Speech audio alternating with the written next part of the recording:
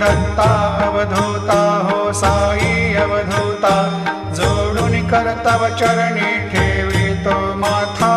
जय देव जय देव यवन स्वरूपी क्या दर्शन त्वादिधले संशय निरसुनिया तद्वैता घालविले गोपी चंदा मंदा त्वाची उद्धरिले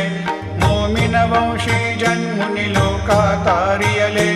जय देव दत्तावधूता हो साई अवधूता